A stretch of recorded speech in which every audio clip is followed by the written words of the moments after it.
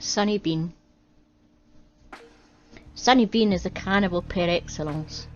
When anybody mentions Scottish cannibals, it's Sawney Bean who springs to mind, and no wonder. His is a story of horror, murder and cannibalism that would be suitable for any late-night Halloween film. Sawney, or Alexander Bean, was supposedly born in what is now East Lothian, not far from Edinburgh, sometime in the 16th century, or perhaps earlier. Legends tend to concentrate on the gist of the story rather than the specific details such as times and dates. Sawney's father was apparently a ditch digger and hedger, which was a hard job that did not appeal to the son a great deal. He tried for a while but soon looked for something easier than labouring to earn his daily bread. He found a wife, or at least a woman, and together they left home and wandered across Scotland for a while until they reached the Birren Head and Carrick in what is now North Ayrshire. A side note, I beg to differ, it's about 5 miles from me in South Ayrshire. Rather than live conventionally, Sawney and his wife found a deep secluded cave in the coast, possibly Birren Cave itself, 200 yards long, with the entrance blocked by the sea at high tide. Here they settled, about halfway between the town of Girvan and the village of Ballantrae, and from here they began to make the country hideous for locals and travellers. The main coast road passed close by and people began to disappear, at first individually and then as the years passed in pairs and even quite large parties. At first there was not much notice taken of the odd disappearance, for travel in medieval or even Renaissance Europe was never safe, with footpads, outlaws and robbers joining the natural hazards of flood, shockingly poor roads and fickle weather. But in time people noticed a pattern. They realised that travellers in the southwest seemed very prone to disappear, and they began to wonder why. Local people became very wary, but despite their caution they could not work out what was happening. In the meantime, Sawney and Mrs. Bean had been busy.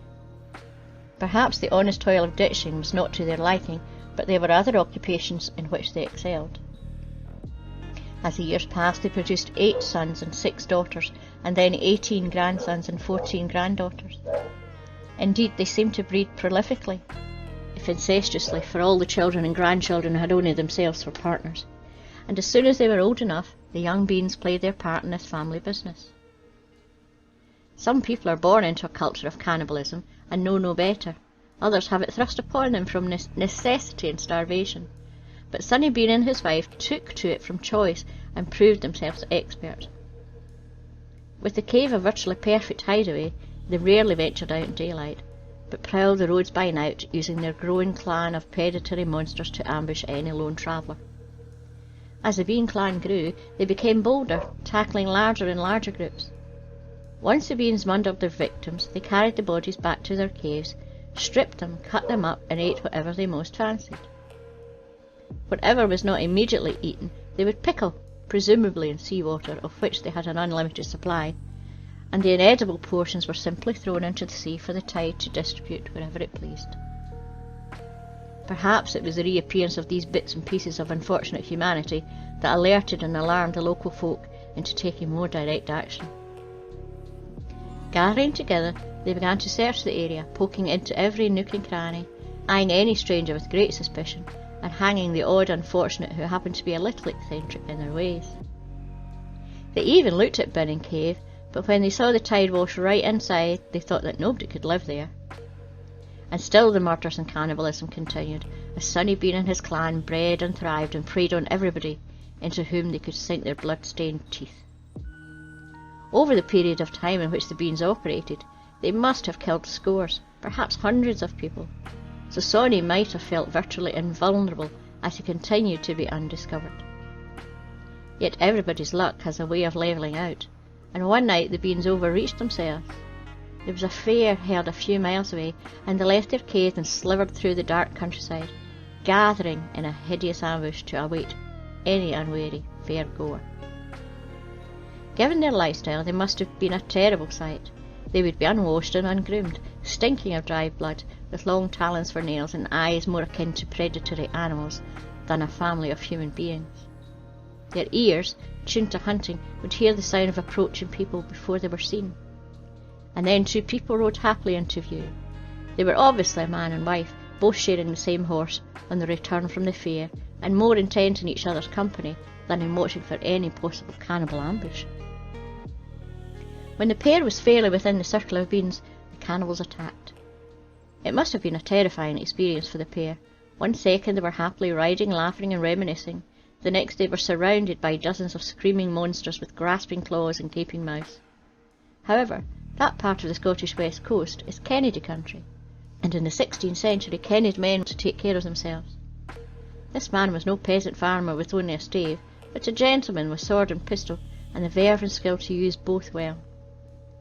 Firing, slashing and stabbing, he beat off the first attack, but as he tried to ride through, his wife slipped from the back of the horse, and before the husband could turn, a group of female beans had ripped out her intestines and were gorging themselves on her blood, even as her horrified husband watched. The fight had reached its climax.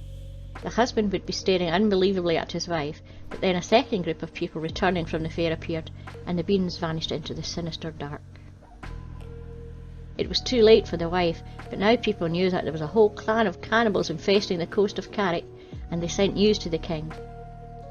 James VI had had a bad press from historians, often with reason.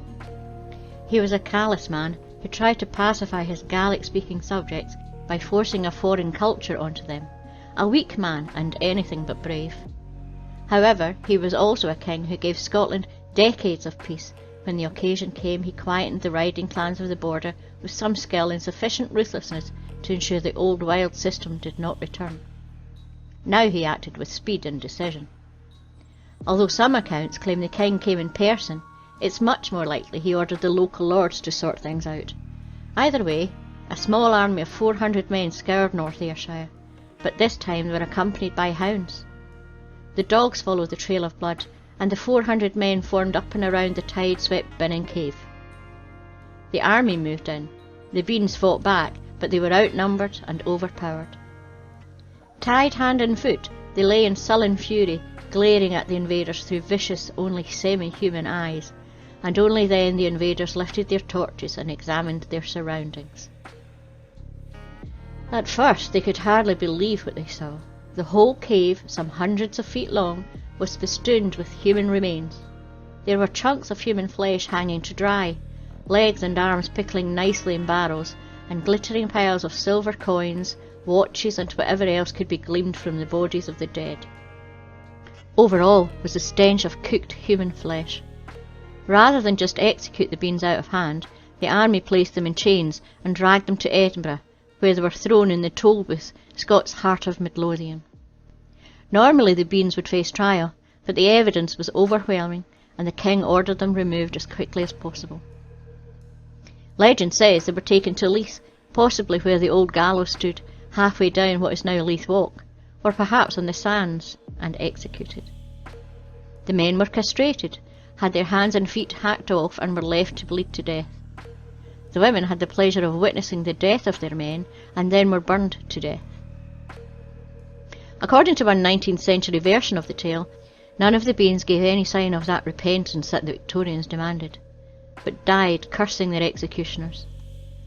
There is a supporting legend in the small fishing port and holiday town of Girvan, where they claim a woman of Bean's clan had already left the cave and settled there. She is said to have planted the locally famous hairy tree, but when the townsfolk discovered who she was, they hanged her from the tree she had planted. If Sonny Bean had spawned an entire clan of cannibals, including grandchildren, he must have been rampant in Ayrshire for at least 20 years, and probably more. Yet there does not seem to have been any contemporary evidence to support his story. It was not until the publication of sundry chap sheets in the 18th century, followed by the Newgate calendar in the early 19th century, that his story became widely known, which tends to raise suspicions as to its truth. Some of the supporting facts are also suspect. Sawney's occupation of a hedger and ditcher seems unlikely in a 16th century Scotland where East Lothian was virtually denuded of trees, yet alone managed hedges. The method of execution was also unheard of. Even witches were strangled before they were burned, and castration was not a Scottish method of punishment. Lastly, the hairy tree must have been extremely fast growing to mature enough to bear the weight of the woman who planted it. However, it is possible that legend had endured from an earlier period, and contemporary storytellers merely added details to suit the susceptibilities of the audience. A retelling in the manner of Apocalypse Now for Heart of Darkness. But it's easy to feel safe and sceptical in Superior so far away in time and distance. Perhaps it would be an idea to visit Binning Cave some dark November night when the tide is turning, and venture to the back of the darkness, wait and listen for the sounds of crunching bones, and watch for the predatory, evil eyes. The end. Don't forget to like and subscribe, and press the wee bell notification. And a huge big thank you to all my subscribers and patrons.